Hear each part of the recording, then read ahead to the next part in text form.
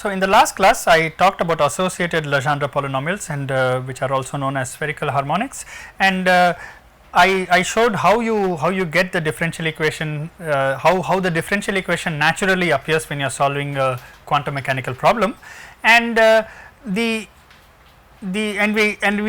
outlined how the power series method can give you useful information about the solution. So I encourage each of you in the case of both the Legendre polynomials and the associated Legendre polynomials to actually take some standard textbooks and try to see how they have worked it out and try to work out all the properties that are associated with that. Okay. So, we will not have time in class to discuss all these things, but I would encourage each of you to look at various properties of each of these polynomials. Okay. And today I will show another polynomial we will discuss today, called the Hermite polynomial, which appears when you in another standard chemistry problem, that is solution of the harmonic oscillator. Okay. And again I will just outline the solution, and I would encourage each of you to read about it. Incidentally I should mention that spherical harmonics. Okay, so spherical harmonics are related to rotational states of molecules. So, if you are doing any rotational spectroscopy, then you can actually probe the difference in rotational energy levels, and these are related to solutions of these spherical harmonics. Similarly, the quantum harmonic oscillator is related to vibrational states. So if you are doing any infrared spectroscopy, then what you see, okay, is related to the vibrational levels, which can be modeled very usefully as a harmonic oscillator. Okay. So, these are fairly well used equations in physical chemistry. Okay. So, now let's go to the quantum harmonic oscillator. Okay. So, the quantum harmonic oscillator has a wave function. Okay. So, the Hamiltonian for a quantum harmonic oscillator. So, the Hamiltonian operator, it depends on one coordinate x. X is actually the displacement from mean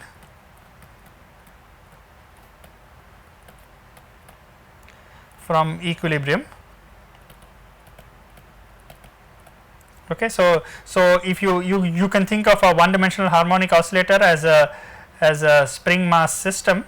So you have a mass, and this is so there is some equilibrium length. Okay. So this displacement from this equilibrium length is what is called the x. So if you just leave the spring, okay, then it comes to rest at some distance, and the displacement from that equilibrium position is what corresponds to the x variable. In any case, the Hamiltonian operator can be written in this case as minus h cross square by 2 m. M is the mass of the particle, times d square by dx square. This is the kinetic energy operator, and then you have a potential energy term, that is plus half k x square. Okay. So it is a typical spring energy, that is half k x square. So the Hamiltonian has a simple form, and so you can write the Schrodinger equation, the time independent Schrodinger equation for this quantum harmonic oscillator, as minus h bar square by 2 m d square by dx square times psi of x plus half k x square psi of x is equal to E, which is the energy of the harmonic oscillator, times psi of x. And our goal is to solve this problem and find out and what you will realize is that under certain cases you have certain allowed values of E. Okay. So let me rewrite this differential equation in a slightly different form. Okay. So what I will say is, I will write this as d square by dx square of psi. Okay. I won't write the dependence on x. Okay. Plus, now I will take the 2me by h bar square. So I will take the 2m and h bar to the other side. I will bring the e this side. So what I will have is 2me by h bar square multiplying psi. Okay. So and what else multiplies psi? So the other term that multiplies psi. So when I multiply when I multiply out this 2me by h bar square. So, then what I will get is minus, okay. Now, what I will get is something that looks like m k by h bar square x square, this whole thing multiplying by psi equal to 0. So, I just write it in this form. I just rewrote the equation in this form. Now, I will call this m k by h bar square as alpha square. Okay. So, everything should be positive, m should be positive, k should be positive, h bar square is positive. So, I can write this as d square psi by d x square plus 2 m e by h bar square minus alpha square x square psi equal to 0. Okay. Now, this is a second order differential equation, and you can see from this differential equation that you can try the power series method to solve it. Okay. Now, if you directly use the power series method, okay, then one of the issues that you will get is you will get a 3 term recursion. So, you will get a recursion relation that has 3 coefficients. Okay. So, instead of a recursion relation having only 2 coefficients, you will get a recursion relation having 3 coefficients. So, I'll just mention this, that direct use of power series method leads to a 3 term recursion relation.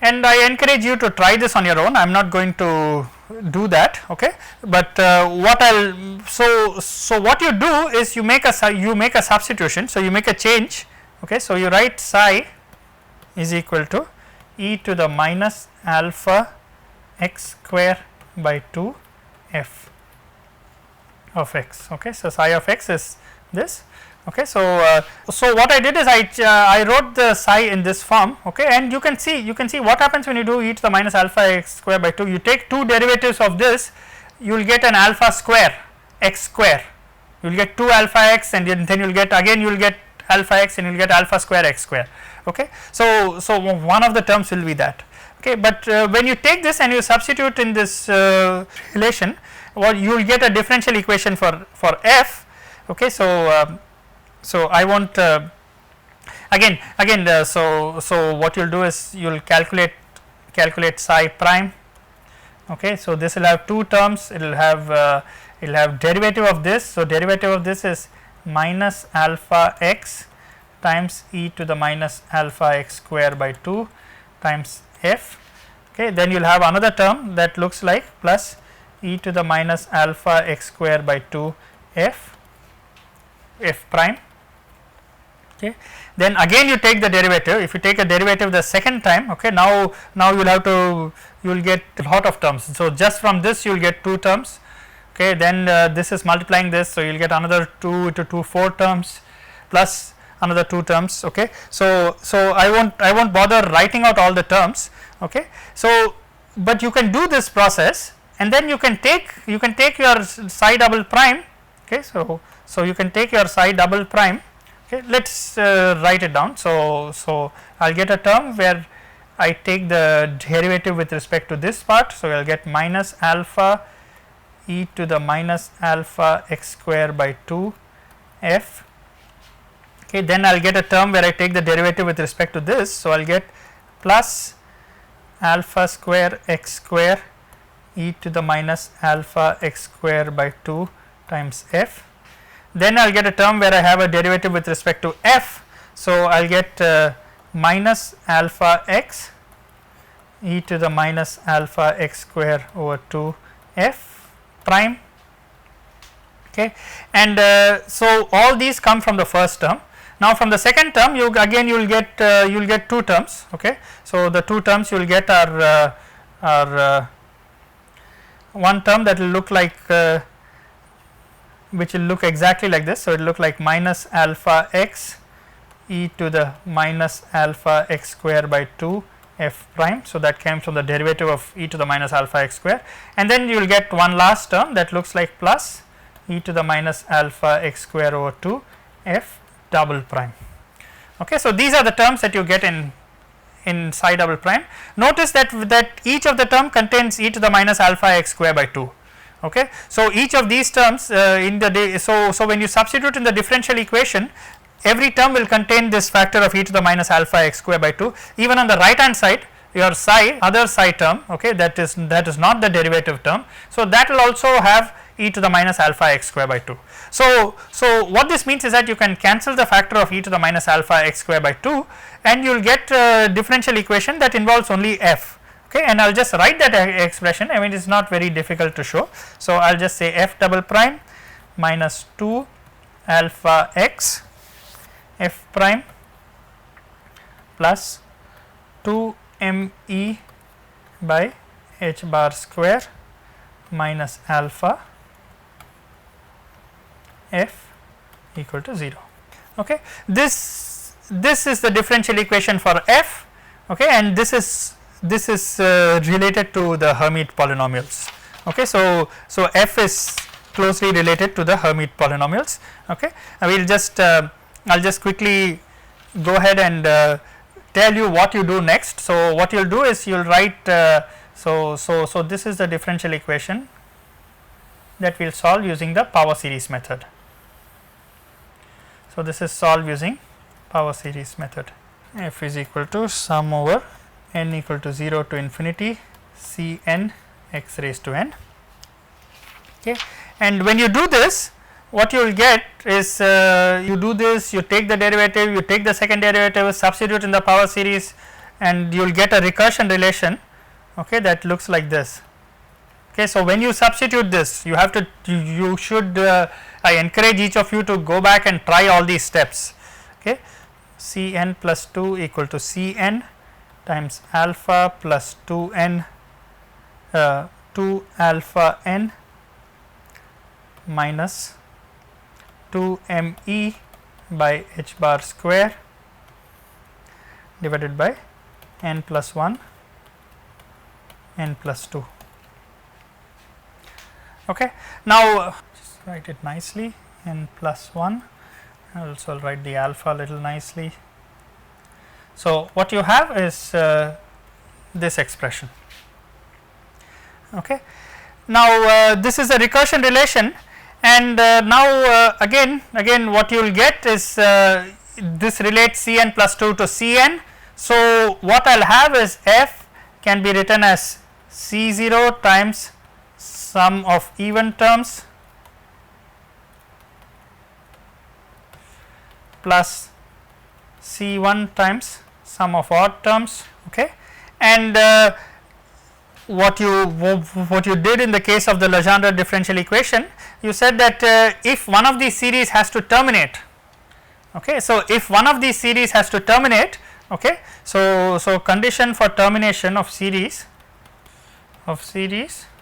is C n plus 2 equal to 0, okay, or you can write alpha plus 2 alpha n minus 2 m e by h bar square equal to 0. Okay, and so what you get is so I can write E is equal to h bar square alpha by 2m into h bar, no, what I want to write it as h bar square alpha. Yeah, so if I rearrange this, what I will get is that E or 2m e by h bar square is basically alpha times alpha plus 2n. Okay,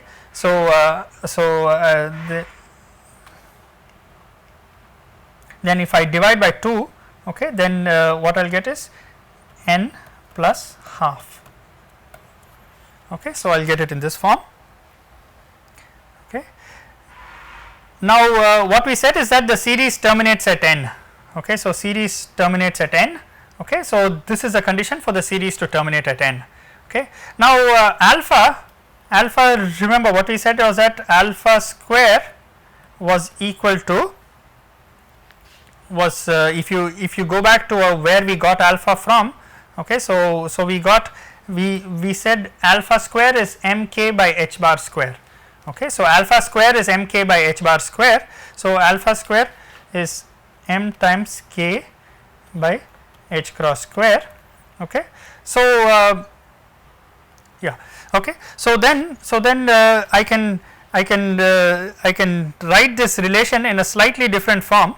Okay, so what I'll say is that alpha square is this, and alpha I can write as I'll write it in this form. So 2 pi nu, which is a frequency, okay, m by h bar.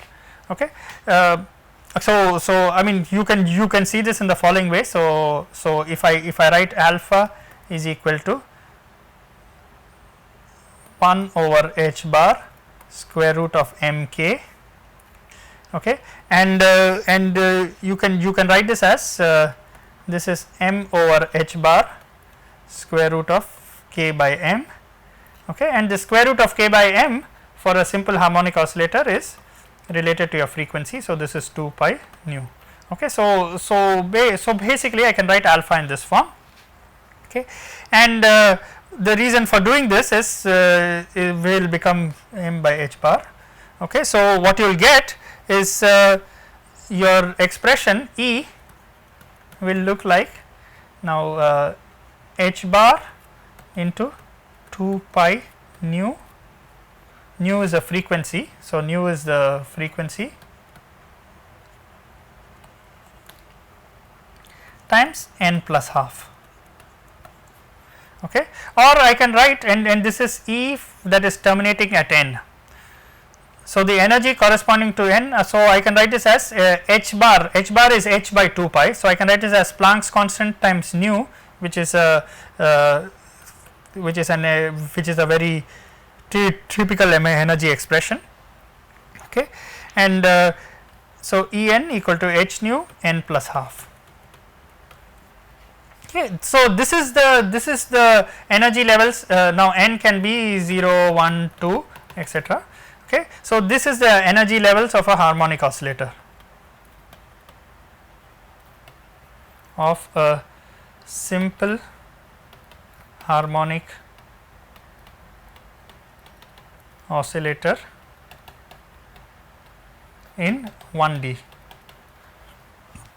Okay, now usually the quantum number that is used. Okay, so since simple harmonic oscillator is used to model vibrations. Okay, so the quantum number used is denoted as V. Okay, so what we write is EV. So instead of n we write EV equal to h nu V plus half, where V equal to 0, 1, 2, etc. Okay, now we got the solution from the series that terminated. Okay, so this was the condition for termination of the series that gave you this condition for energy. It gave you quantization of energy levels of a harmonic oscillator. Okay, now what about the solution? We haven't solved it yet. We just got a condition for E. Okay, but now you can go back and you can substitute, and you can calculate each of the coefficients and calculate them. Okay, you will get a polynomial. Okay, and this solution this polynomial is referred to as a Hermite polynomial. Okay, and if you write your, so you solve for f. Okay, so and then f is related to a Hermite polynomial. Okay, and if you remember, we got f by starting with the wave function, starting with psi. Okay, and we made a transformation. We converted from psi to f. Okay, so the wave function is just e to the minus alpha x square times f of x. Okay, so the final form of the wave function is the following. So psi of v of x has this form. Okay, so I won't write the constant of proportionality. So it is proportional to e to the minus alpha x square by 2 h v of square root of alpha x. Okay, so HV is called a Hermite polynomial.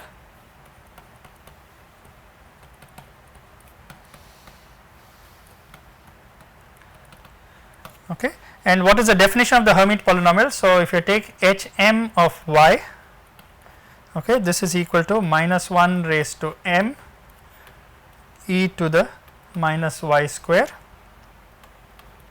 dm by dy raised to m e to the minus y square. Okay, so this is how you define. Now this is a Hermite polynomial, but the variable is square root of alpha times x.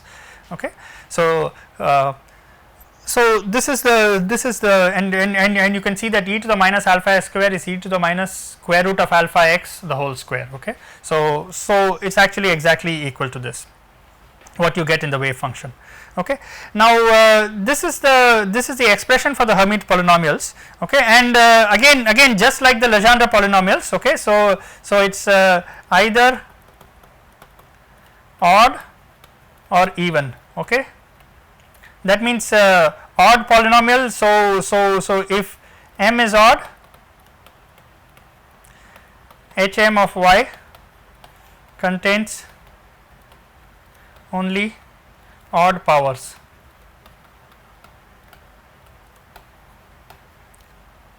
And then if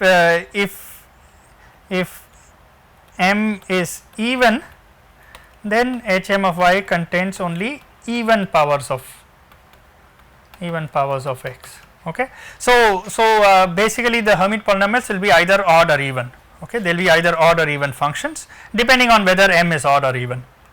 Okay, so now let us just write down a couple of properties of Hermite polynomial and then we will stop for today. Okay, so what are the properties? So the Hermite polynomials satisfy a recursion relation.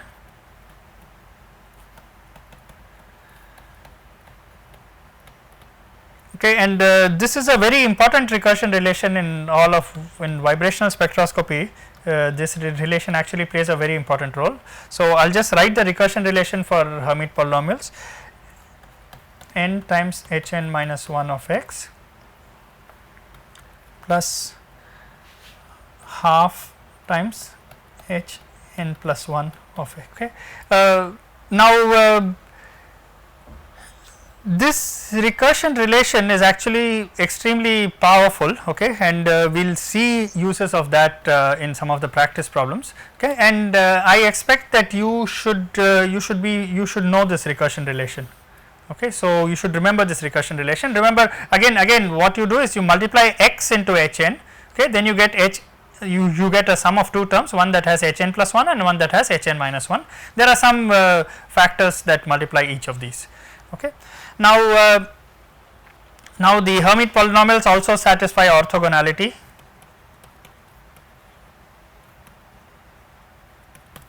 Okay, and again this is another expression that I expect you to remember. So minus infinity to plus infinity. Okay, Hn of x into Hm of x. Okay, now what is important is these are orthogonal with respect to weight function.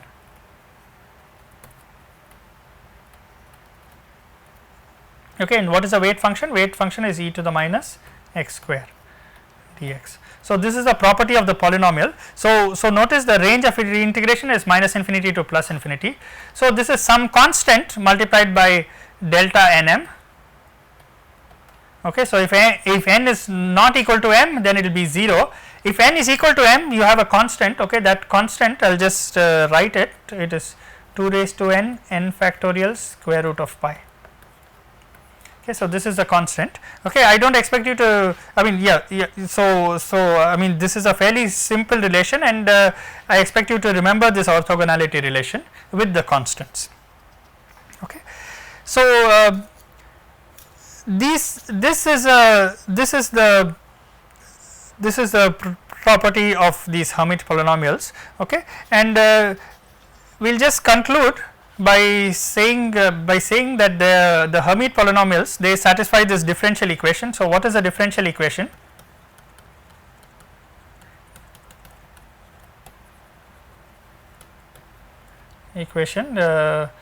For Hermite polynomials, and it is also called the Hermite differential equation. Okay. So, I will just write this h n double prime of x minus 2 x h n prime of x plus 2 n h n of x equal to 0. So, this is the Hermite differential equation, and you can see from the differential equation that f satisfied, that if you put all the conditions that the series has to terminate, you will get exactly this differential equation for f. Okay. So, with this I will stop here. In the next class I will do a few practice problems. Thank you.